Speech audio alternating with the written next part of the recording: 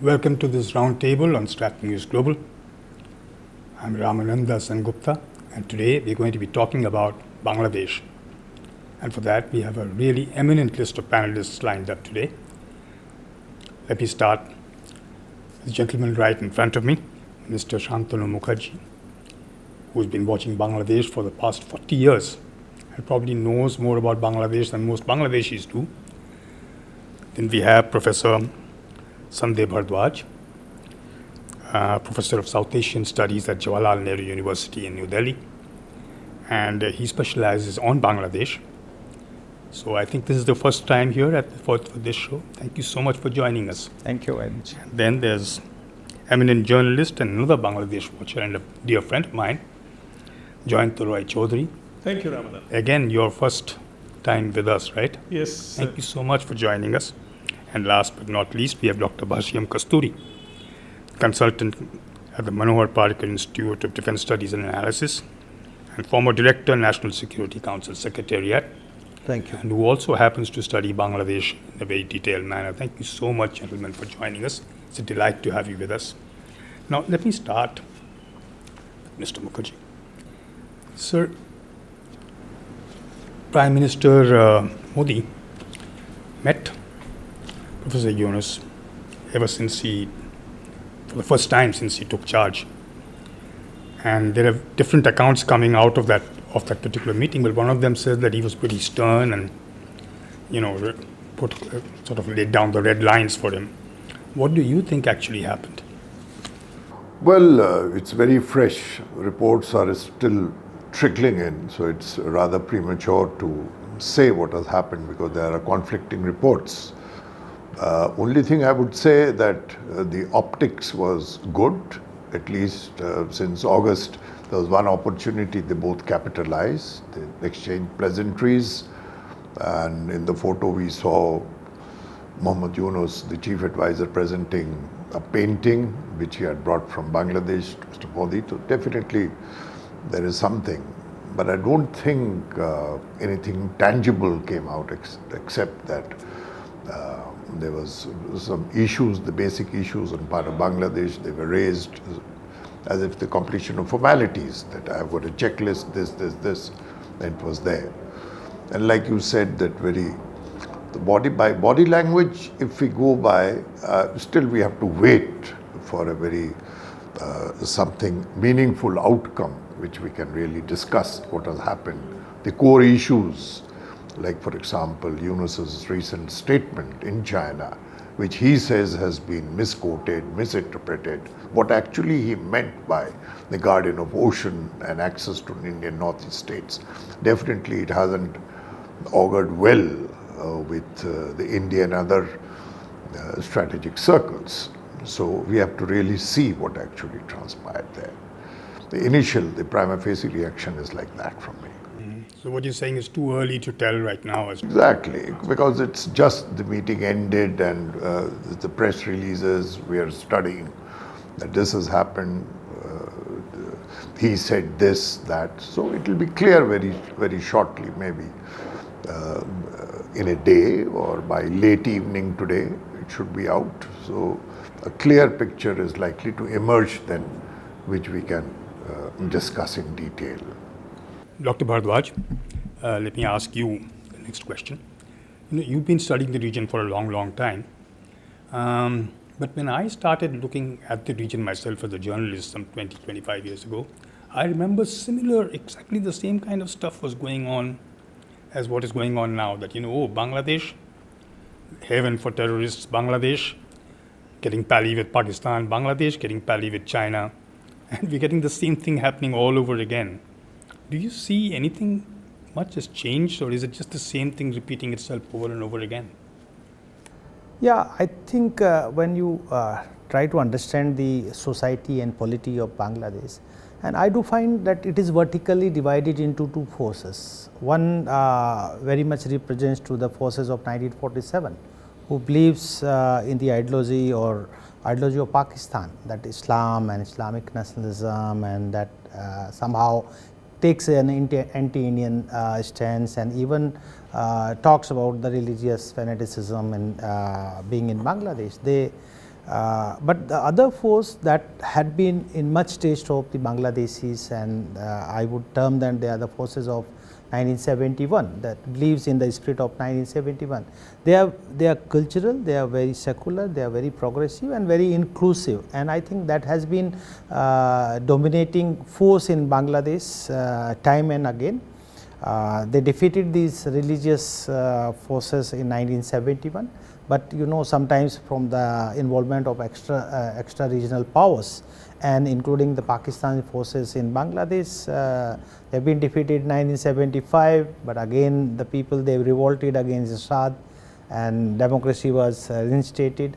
But the real face of this has been seen when there were BNP Jamaat government from 2001 to 2006, and whatever you were talking about, that the Bangladesh is going to become the next Afghanistan, Bangladesh is on the path of Pakistan, extremism, terrorism, all that has been much written and discussed and had been in discourse. But when you are going to Bangladesh, then you don't find much things. That is quite cultural, very inclusive society. That so I do find that when you are going in the ground and we are meeting people, then you will say that there is not much to say that it is going to take the path of Pakistan.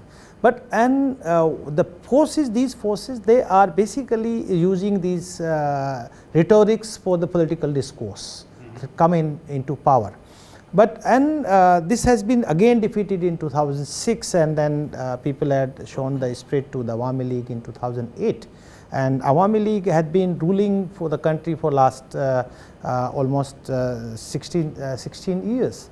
Very interestingly, since it has been a long time, she has given very strong stability to Bangladesh economic development, and the people had started dichotomizing between the goals and the values. That values has been compromised in the consecutive elections that had happened, and the ruling party is talking that we are achieving the good economic growth. It had sustained in the adverse time while there were COVID-19 and while there was recession and all that. So the forces who were not getting a chance to rule the country, and as Bangladesh has been ruled by the alternative forces, they were very much uncomfortable, and they were creating and taking supports from the external forces, and the fragile ground is that the radical fundamentalists within Bangladesh, particularly Jamaat-e-Islam, had been aligned with the external forces who believes in the ideology of Pakistan, and I'm sure that has been supported. This narrative has been created again, that this government is not on the path of democracy, and I think some ground has been created, and this August has happened.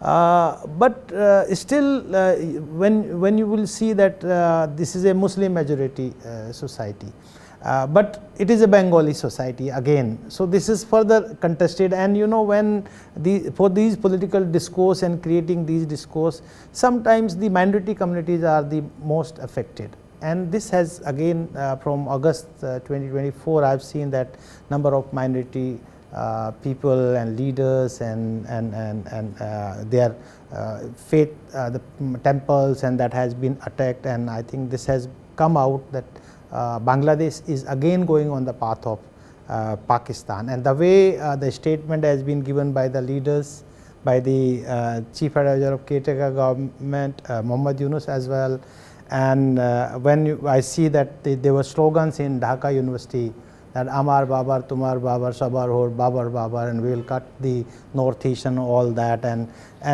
the way the house of Bangabandhu was targeted and demolished, the 32, Dhanmandi 32. So I am somehow finding that the forces of 1947 is again dominating the discourse and trying to suppress the majority voice. That I would say that the stealer of the soil, that the Atraps, rather than the discourse has been dominated by Asrafs, who believes in the Urdu, Khwaja Najimuddin and Maulana Bhashani, and all those people's ideology has been now further dominating in Bangladesh. But I am sure that again the spirit of 1971 will come back, and they will give a fitting response to the people. So these are the contested. So you're essentially saying it's a cyclical kind of a thing. It keeps moving between these two forces. Yes, I think whenever these, because they are not very dominant, they are not very in numbers. Numerically, they are not much. But whenever they get the support from the outside, either from Pakistan, I won't say that China is somehow is there, but there are other forces who been instrumental supporting these radical Jamaat-e-Islam people in Bangladesh, and they get the opportunity to. And I'm sure since they do not have legitimacy within the society, so they take this help from the external forces, external powers to legitimize the regime. And I'm sure this Muhammad Yunus is also doing the same. When he's going to China, when there is a change of guards in America, now Trump is very strict about the mandatory issues and a number of issues. So he's just cultivating the Pakistanis and Chinese forces to balancing Indians and Americans in Bangladesh. So, you know, as someone who's been to Bangladesh quite often, and as also as a fellow Bengali, you know, I remember when I went there, and that was during BNP rule. I mean, not even the Awami League, but there were a couple of MPs who told me that, you know what, we fought for liberation on the basis of language, not religion. And as long as we are here, we're not going to let religion run our lives. We don't wear religion on our sleeves.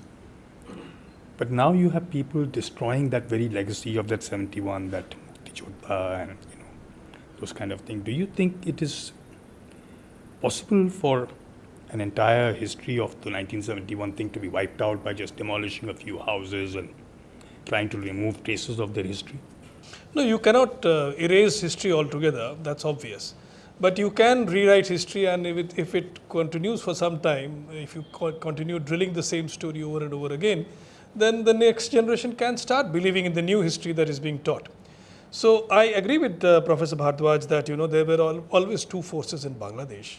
One is, let's say, they are the people who were Muslim Leaguers at one point of time, and those who were Praja Krishak Party at one time. If you remember, even before 1940, there were two parties.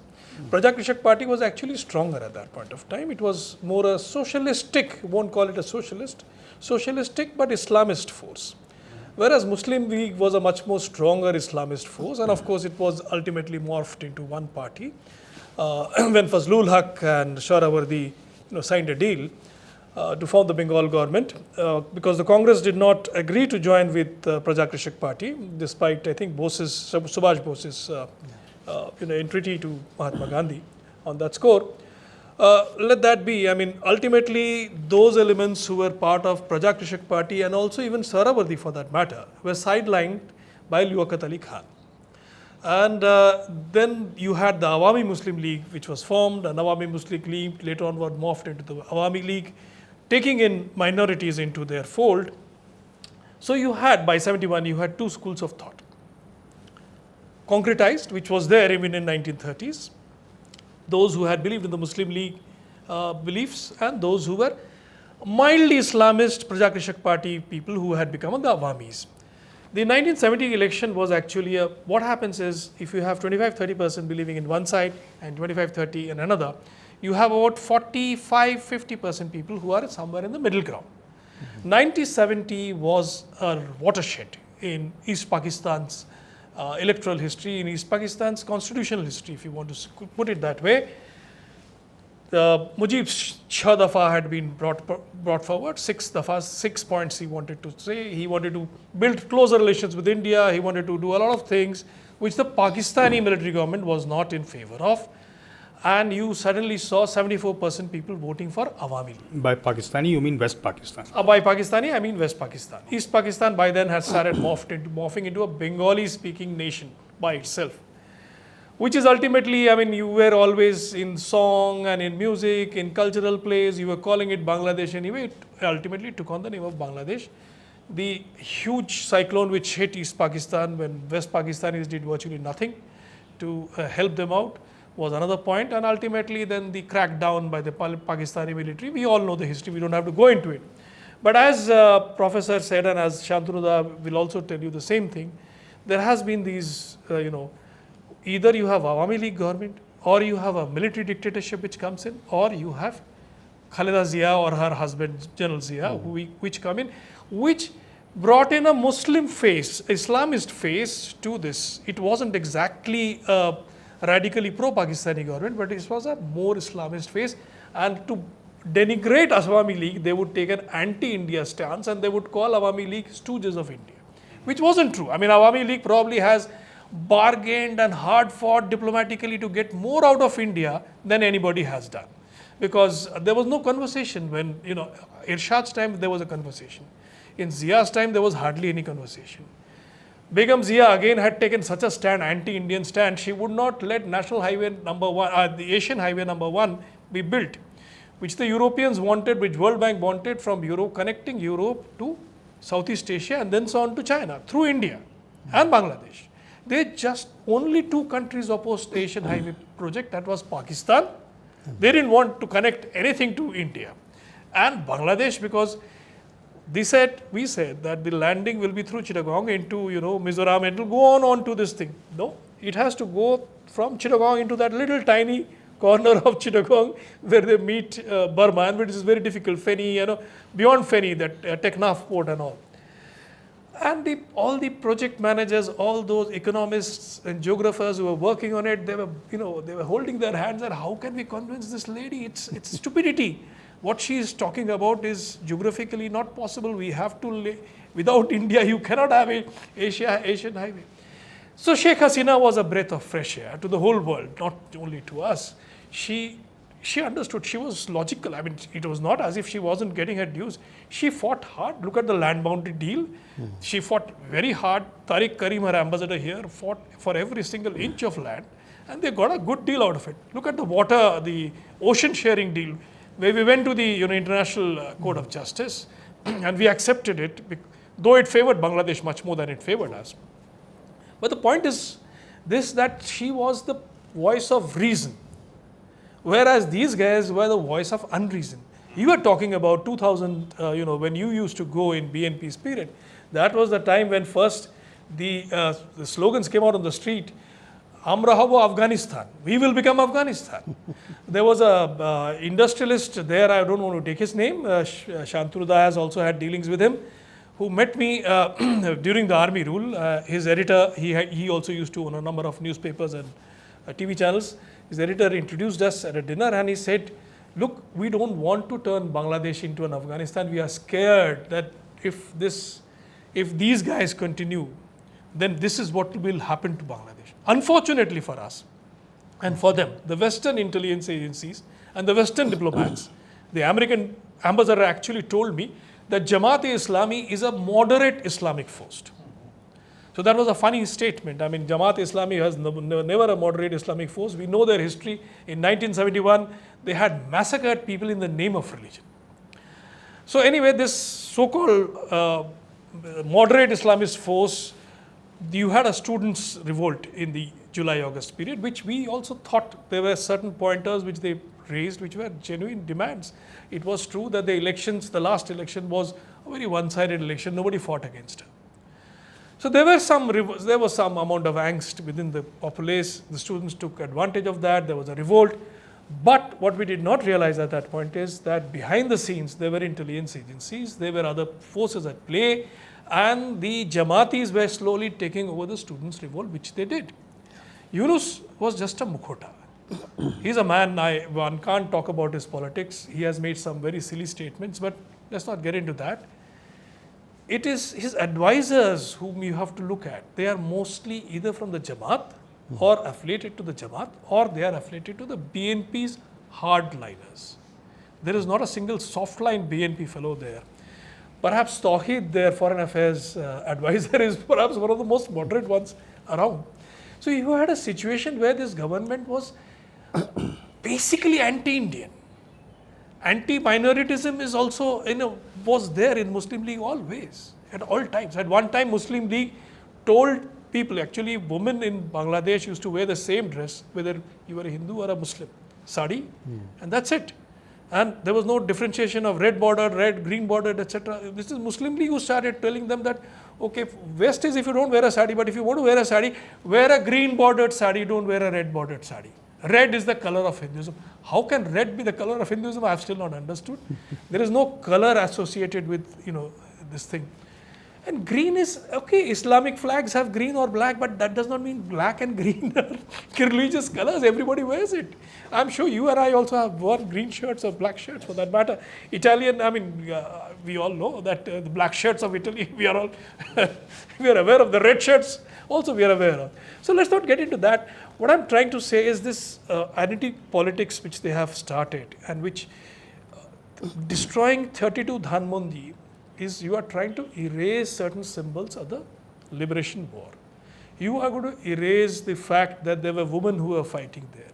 You want the woman in a burqa. You don't want her smoking cigarettes in the university. Yes. You don't want her to dress in a modern way. If she wears a bindi, you say, have you become a Hindu? No, Bangladeshi woman, it's a fashion statement for them to put on a bindi. Even those who put on headscarves put on bindis. So this cultural war that they have started, the social and cultural war that they have started is dangerous because ultimately at some stage you can turn into Iran. Look at Iran, look at Afghanistan. There were times when Afghanistan was more modern than India was. New Delhi was a shade less modern in the 60s than Kabul was. Known as the Paris of Central Asia. Paris of course, Lebanon. Yeah. Lebanon was the Paris of the Middle East, and you can see where Lebanon has gone. So the path that they have started treading on is dangerous, and Bangladeshis are afraid of it. That is the main thing. As you are very well aware, Ramanando, there are a number of Bangladeshis, and they are not Awami Leaguers, they are intellectuals. The leaders of the Shahbag movement have run away from Bangladesh. They are in hiding here or in USA or in Australia. There are tens of thousands of Bangladeshis who have run away because they cannot face. Or they've been arrested. We know that journalism has been, the freedom of the press has been totally curbed. Number of independent editors and journalists have been arrested on all kinds of fake charges, murder charges. They are supposed to have committed a murder in Tangail when they are living in Dhaka. And apparently their talk shows provoked a murder. These are meaningless, You need an excuse. You can make up any excuse. I don't want to continue on that line, but the point is Bangladesh is walking down a very slippery slope and there has to be a stop to it. Bangladeshis will stop it. We can't do anything. We can only give them sympathy and tea perhaps at the most. But it is the Bangladeshis who will have to get together. But to do that, Ramanando, before we were, started this dialogue, you were saying something and I totally agree with you. The only way to do that is to have a free and fair and inclusive election. When I say inclusive, it means the two major forces, and Jamaat is not a major force. Jamaat has never got more than 7% vote in its entire history. Usually it gets about 4 to 5% vote. It is BNP and Awami League who have got anything between 25, in the case of Awami up to 74, in the case of BNP from between 25 and 40%. So you have to let these two parties fight the elections. You don't want Sheikh Hasina to fight the elections? All right. But you cannot say Awami League has to be banned. Don't go away. We'll be back after this very short break.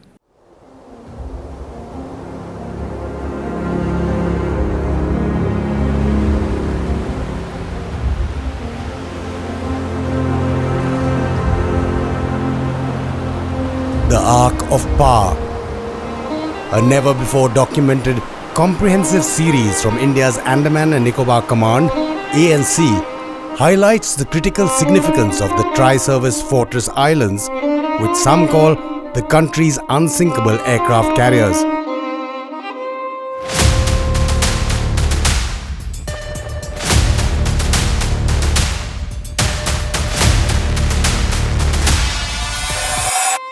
We explore its strategic depth from remote islands to vital maritime choke points and witness the command's vigilance securing India's interests against rising regional challenges.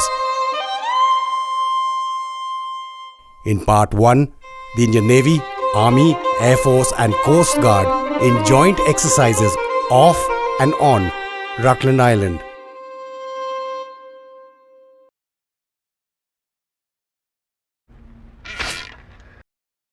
Welcome back. You're watching a roundtable on Bangladesh on Strat News Global. Dr. Kasturi, let me ask you a slightly different kind of a question. There is a school of thought which says that India put all its eggs in one basket by supporting Sheikh Hasina instead of supporting both parties like it used to in the earlier days, where we would probably not give them both the same kind of, let's say, assistance or weightage, but we would still support both, we would talk to both. But ever since Sheikh Hasina became our best friend, as it were, we didn't talk to the other parties at all. Is that a correct assessment to make? Well, it's, the weight of history will tell us that in the last 15 years we have literally focused our attention on Sheikh Hasina for good or bad reason.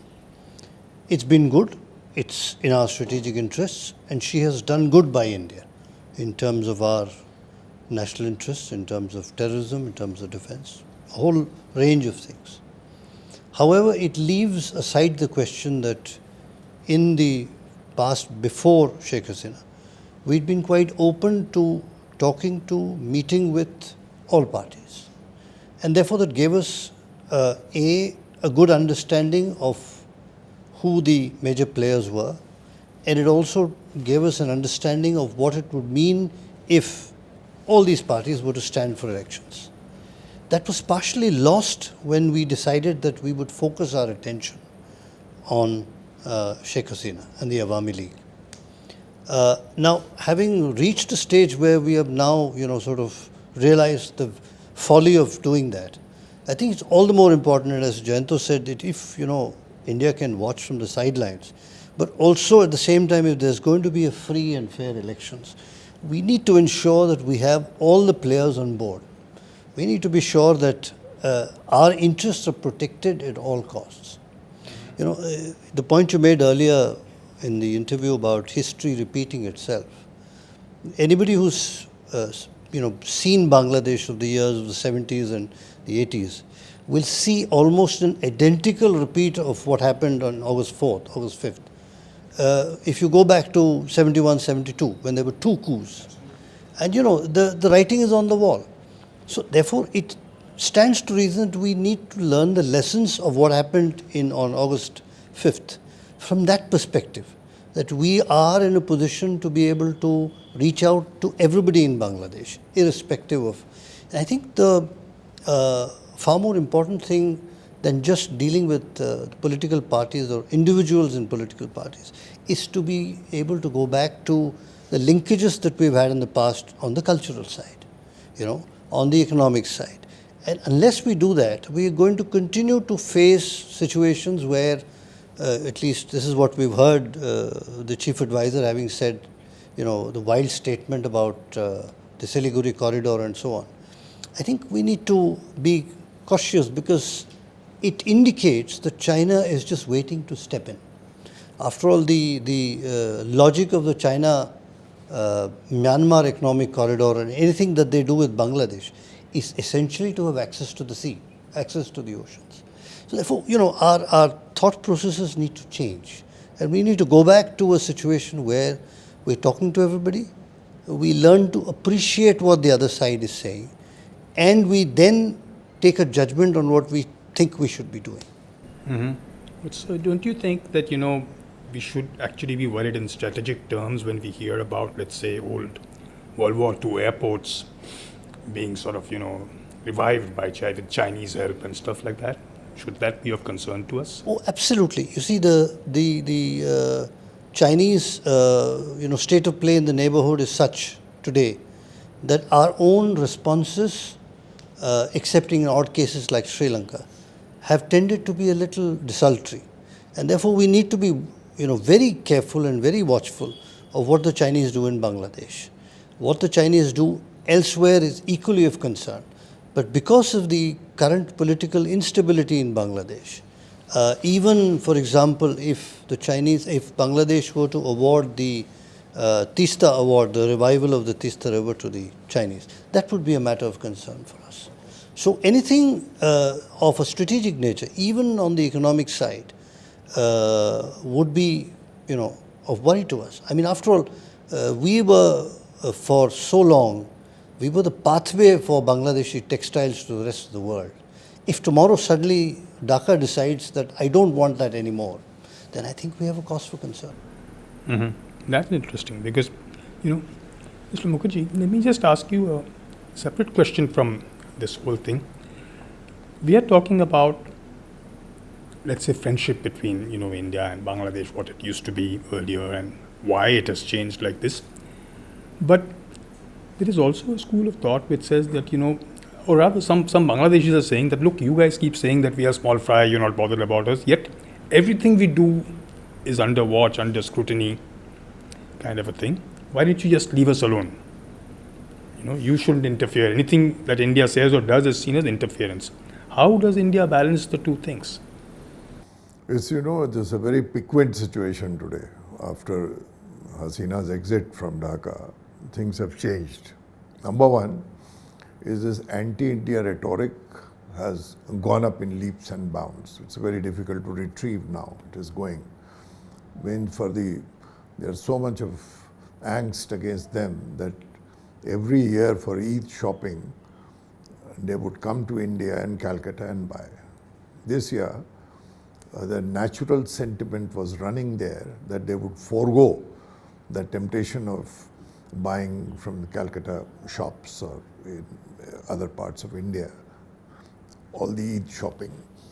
And from Bangladesh, by Bangladesh currency, according to a report, they bought goodies worth 3,000 crores takas during the Eid shopping. So they can show that so much of a spirit of sacrifice for that. Not an idealistic thing, but because that fervor, you talked about friendship, has to be brought down. How? That we can discuss later.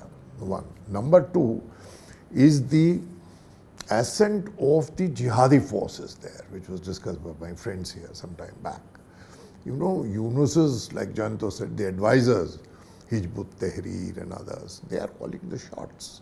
Whether it becomes Afghanistan or any other part, Iran, socially, culturally, otherwise, it is time to be seen. But completely with my security background, the security implications, because more fillip the jihadi forces get across the border, it has huge complications in India. Why? Number one, the cascading effect on the communal problem. Suppose they are already attacking minorities, not only Hindus. The Shias had been under attack, Ahmadiyas had been under, the Sufi mosques and dargahs have been under attack. So suppose there is a retaliation. There is a huge border adjacent to West Bengal, Assam, Meghalaya, parts of Mizoram, Chittagong hill tracts are there. So a whole lot of security concerns they rise. Now Jayanto says that all inclusive and free and fair elections. Now that depends. A dispensation which comes and a legitimate government is in power where India is in a position to talk legitimately. With reason, he talked about raison d'etre, so there's complete absence of reason. They are bereft of that. So unless that rationale comes, you can't talk. You meeting on the sidelines or something, you take, how do you talk? It can't be taken forward. Elections, they say, are due in end of this year or early 26. Now, whatever Hasina did treaties with India, even BNP wants the reversal of those or scrutiny of those. Another government comes the reversal and all. So India is not in a position to talk to somebody who is legitimately in power. Once a proper dispensation is in place, after getting duly elected, then we can give, see, this is the thing, you do this. And then simultaneously we can increase our cooperation in the fields of security, intelligence exchange, combating terror threats together, as was there perhaps some time back. Now it is completely missing. Another important feature which we should not lose sight of is the emergence of Pakistan and the ISI in the scheme of things. Where did you find in Bangladesh, with so much of cultural and literary affinity with West Bengal and Indian things, I would not say Hindu necessarily, everything, and Jinnah, who was responsible for the partition, his death anniversary was observed in Dhaka Press Club, 76th death anniversary. These are indications of concern. Where is it drifting to? Now, within a week, there is going to be Poila Boishakh, which is absolutely a landmark thing of Bangladesh. We must watch, as all of us collectively watchers there, whether it is dampened. Then only we will know the spirit of 1971. They are steadily coming and they shall bounce back. Which I'm not pessimist about it, but you should give that space to come. So at this point of time when we talk, it is only wait and see. But foremost in mind which comes is the security concerns, which impinges on our national interests immediately. The rise of the Jihadi forces, as I said, elaborated everything, and should not allow the culture, the Bhadralok culture, the intellectuals. After all, Pakistan massacred the intellectuals of East Pakistan when it became Bangladesh during that, because they know the Bengali mind, all the scientists, professors, everything. So many, you can name hundreds and thousands of them. So that is that intellectual repository is there. And hope is not lost. Maybe that they all do brainstorming, politically, all literally combined together and bring it back to the rails. That's what I feel.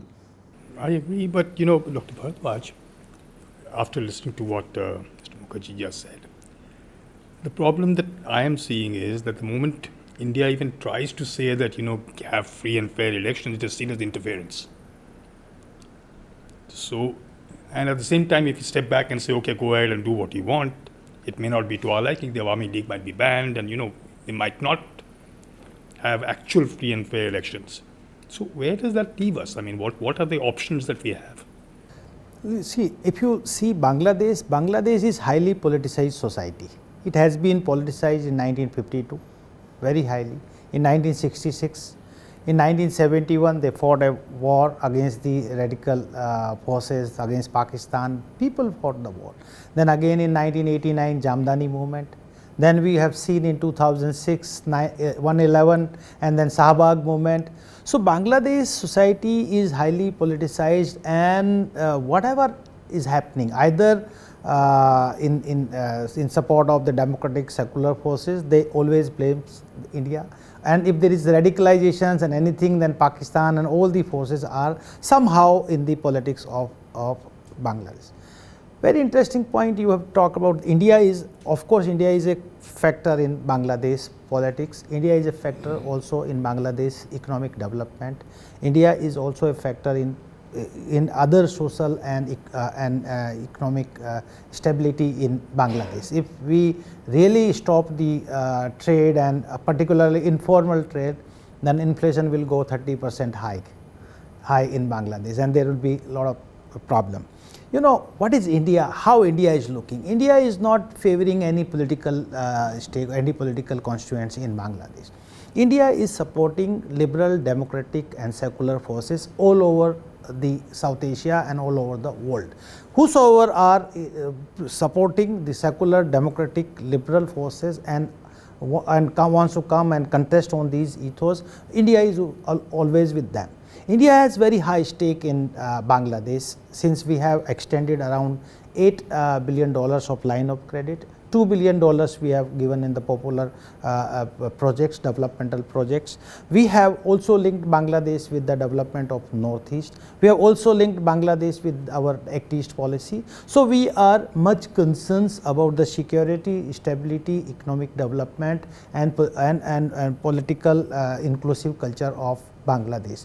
So we are very careful that we want that let Bangladesh have free and fair and inclusive and meaningful elections, and that could only be possible when there is really that all the political stakeholders have a fair chance to participate in the elections. One-sided, that you keep a bigger force. I can bet it that this is the Awami League is the only political party has pan-Bangladesh presence from the 1971. So if you are asking that Awami League will be banned and that other political party, Jamaat-e-Islam, as he correctly said, that had once 12% vote, then 8%, then 4%, and there were no Jamaat-e-Islam at a time, it was banned.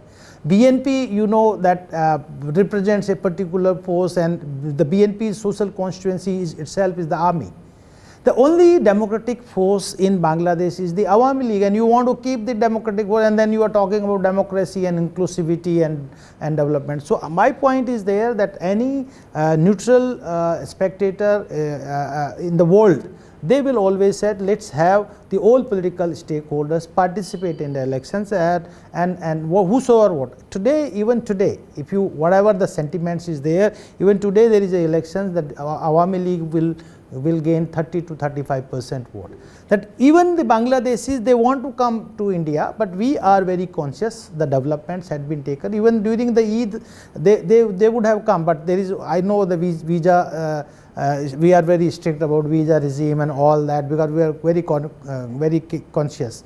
The way the ISI, the way the Pakistani, the way the Jinnah's anniversary is celebrated, the way they are opening the air services and trade linkages with Pakistan, that there are few people, they want to Pakistanization of Bangladesh, but I am sure that this would not going to happen. This would not going to happen, and these people again they will revolt. They revolted against Irshad. I said they revolted against the military-backed caretaker government and the election set.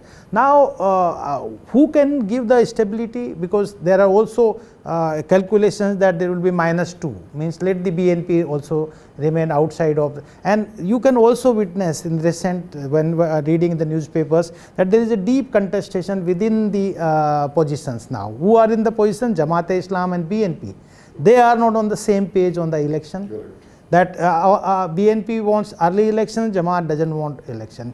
And student against discriminations, they are also, they don't want election at this time. So, you know, and they are buying time. They are a new political party. And the students who really supported the student against discrimination, they are also very frustrated that we did not support these people who are Islamizing the society of Bangladesh, who are demolishing the house of Bangabandhu 32 Dhanmandi. So now they themselves are feeling cheated. So I am sure that there is unfinished revolutions, and the revolutions again will be there in favor of the forces of 1971, and that is the basic spirit of Bangladeshis. The Bengali are culturally very inclusive society. They celebrate Akusa Divas, they celebrate Pehla Baisakh, colorful Bangladesh wherever you going. These Islamist Pakistani mindset people, they want their political share all the times, and you know the extra regional powers, they want to settle their own goal in Bay of Bengal region. They want strategic depth in Bay of Bengal region. So they are supporting these radical undemocratic forces in Bangladesh. China, they want China-Myanmar economic corridor. They want BCIM. Americans, they wanted Sheikh Hasina indicated they wanted a base in St. Martin Island and all that. But I am sure that India, since being a very responsible regional power, we have been very non-reciprocal to our approach to deal with Bangladesh and other South Asian countries. We had been constructively engaged in dealing and bringing development in Bangladesh, and this is the fundamental reason that we have extended largest line of credit to any country, that is Bangladesh. So we are very much in positive sides to have a stable, prosper, developmental friendly Bangladesh, so that we can also prosper and we can connect not with Bangladesh but other Asian countries as well. That's a very positive kind of a thing. But you know, Jayanta, I have a question to you as a fellow journalist, and you know, I think we're running out of time, so we can perhaps keep it a bit briefer. As a fellow journalist, I've been noticing that there's a lot of, rah-rah, let's hit them, let's occupy Chattogram, let's do this, let's do that. Similarly, on the Bangladesh side, they're saying that, we'll come and, take over, all that stuff.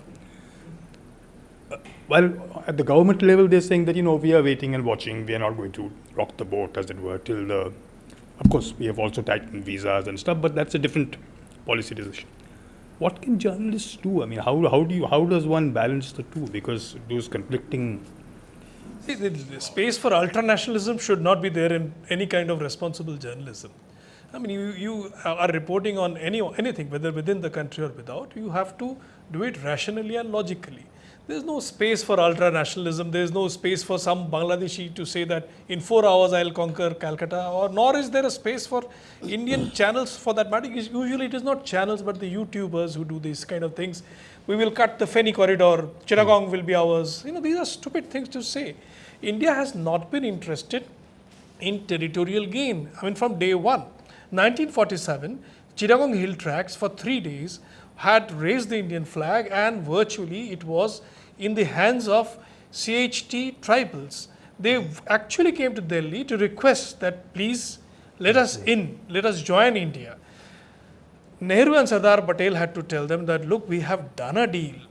We have signed on the deal. We cannot now go back on that.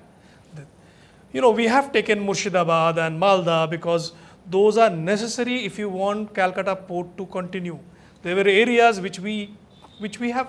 This is a built-in deal, so you can't just rock the boat. I'll just interrupt you for a second. In fact, the last roundtable we did in Bangladesh, we actually had a gentleman who's a sort of a expat Bangladeshi Hindu, whose argument was that India should help us occupy Chattogram and give it to Hindus and other minorities and things like that. And that is a... We all know about there was a revolt in CHT. We know that it was a long-standing revolt. If India had not interceded and got the two sides together to sign a peace deal, they would have probably still been in trouble, because that terrain is so difficult, Ramanandu. You must have gone there. It's so difficult and it's so, guerrilla friendly that no army, no normal army can actually win there. So we actually helped them solve that problem. Now we can't tell them that, we will take it back. You can't take it back like that. It's for Bangladeshis to decide. They need to give their tribals more space so that their tribals can also flourish the way we have. There are tribal autonomous district councils in India. They should think of all those. But that is for Bangladesh to do. This ultranationalism we have to forego. Unless we do that, we yes, cannot but how? have democratic discourse. That's the only thing. That is something where the press has to talk about. There have been complaints about this throughout our history. I mean, Pakistan and India's history, there has been this talk. This is new in the Bangladesh sector. If you remember, in the very early days, Amrito Bazaar and Anandu Bazaar were actually attacked by the Pakistanis, that you are encouraging, whatever forces of division. Whereas actually it was Pakistani Urdu language press which was more dangerous, which they were fanning riots in Sindh, they were fanning riots in East Pakistan. And those Urdu press reports were being translated into Bengali and reported. Right. So we have to, those are things we can, of course, there are enough laws under IPC and under the new Nyaya Samvida, under which you can tell that cool down. If you don't, there are actions. Yeah. There are actions against anyone who promotes unfriendly relations with a foreign country, but also at the same time, in the name of unfriendly relations, you cannot stop and muzzle the Indian press. That's true. That's true. Sir, I'll ask you one question. I think we're just running out of time, so it will probably be the last question. One factor we haven't discussed at all is the Bangladeshi army.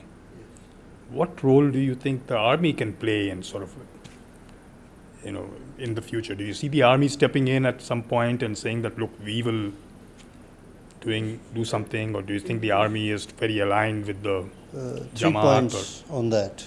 I think the first is the Bangladesh army at this juncture is unlikely to step in and take on the role of the power broker in Bangladesh. I don't think that's, and that's partly because of the individuals involved in the current setup.